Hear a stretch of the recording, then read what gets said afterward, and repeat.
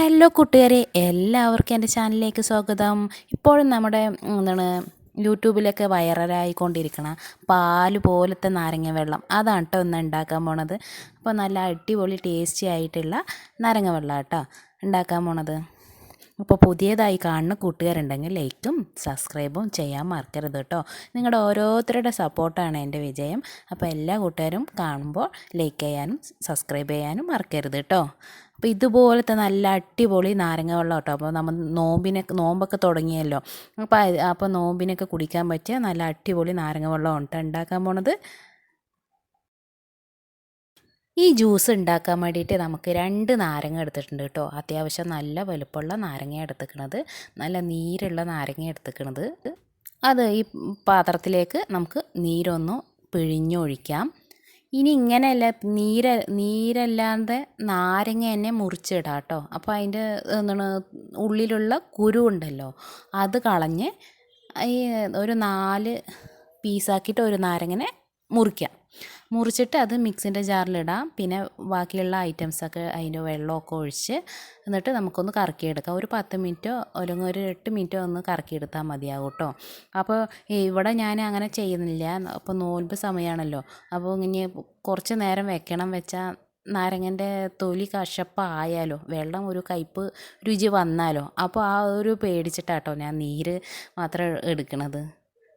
അപ്പോൾ ഈ നല്ലതുപോലെ പിഴിഞ്ഞിട്ട് നമുക്ക് ഈ നീര് മാത്രം അങ്ങോട്ട് എടുക്കുക. അതിൻ്റെ ഇതിലുള്ള കുരുവുണ്ടെങ്കിൽ അതിനൊക്കെ നമുക്ക് കളയാം കേട്ടോ. അല്ലെങ്കിൽ ഒരു കുരു നല്ലതുപോലെ കയ്പ്പ് വരാൻ ചാൻസ് ഉണ്ട് കേട്ടോ. അപ്പോൾ ഇനിയിപ്പോൾ ഈ ബാക്കിയുള്ള നാരങ്ങയും കൂടി ഒന്ന് പിഴിഞ്ഞ് ഇതിലേക്ക് ഒഴിക്കാം.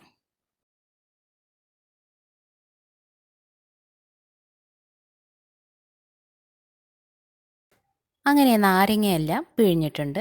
അത് നമുക്ക് ഒരു മിക്സിൻ്റെ ജാറിലേക്ക് ഒഴിക്കാം.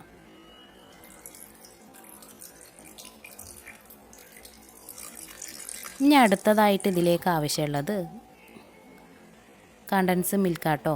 അത് ഒരു കപ്പ് ഒഴിച്ചു കൊടുത്തിട്ടുണ്ട്. നിങ്ങൾക്ക് ഇത്തിരി മധുരം കുറവ് വേണമെങ്കിൽ കുറച്ച് മധുരം കുറവാക്കാം. ഒരു 3/4 കപ്പ് അങ്ങനെയൊക്കെ ആക്കാം. ഇല്ല മധുരം കൂടുതൽ വേണമെങ്കിൽ ഒരു 1.5 കപ്പ് ഒഴിച്ചു കൊടുക്കാം കേട്ടോ. അപ്പോൾ മധുരത്തിന് ആവശ്യം നിങ്ങൾക്ക് അറിയാമല്ലോ ഏകദേശം എത്ര മധുരം വേണമെന്ന്. അപ്പോൾ അതിനനുസരിച്ചിട്ട് ഒഴിച്ചു കൊടുക്കാം കേട്ടോ.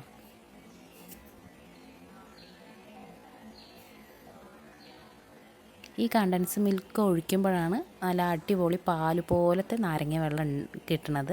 പിന്നെ പുതിന ഇല നിങ്ങൾക്ക് നല്ല അത്യാവശ്യം നല്ല വലിപ്പമുള്ളതാണെങ്കിൽ ഒരു 6-7 ഇട്ട് കൊടുത്താൽ മതി. ഇത് എനിക്ക് തീരെ ചെറിയ പുതിന ഇല കിട്ടിയത് കൊണ്ട് കുറച്ച് കൂടുതൽ ഇട്ടെന്നുള്ളൂ കേട്ടോ. നിങ്ങൾ കുറച്ച് 6-7 പുതിന ഇല ഇട്ടാൽ മതിയാവും. ഇനി നമുക്ക് ഇതൊന്ന് അരച്ചെടുത്തിട്ട് വരാം. അങ്ങനെ അരച്ചിട്ടുണ്ട്. ഇതിലേക്ക് 1.5 കപ്പ് വെള്ളം കൂടി ഒഴിച്ചു കൊടുക്കാം കേട്ടോ.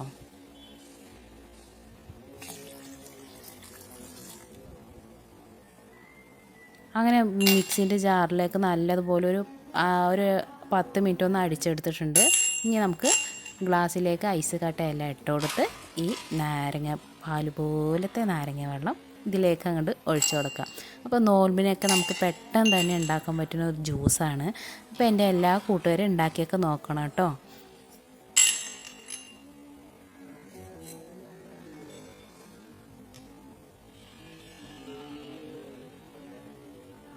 അങ്ങനെ ഐസ് കട്ടേൻ്റെ മേലേക്ക് നമ്മുടെ ഈ പാല് പോലത്തെ നാരങ്ങ വെള്ളം കൊണ്ട് ഒഴിച്ചു കൊടുത്തിട്ട് അപ്പോൾ നോൻപിനൊക്കെ നല്ല ദാഹവും ഒക്കെ ഉണ്ടാവുമല്ലോ. അപ്പോൾ പെട്ടെന്ന് തന്നെ ഉണ്ടാക്കാൻ പറ്റുന്ന ജ്യൂസാണ്. അപ്പോൾ എൻ്റെ എല്ലാ കൂട്ടുകാരും ഉണ്ടാക്കി നോക്കണം കേട്ടോ.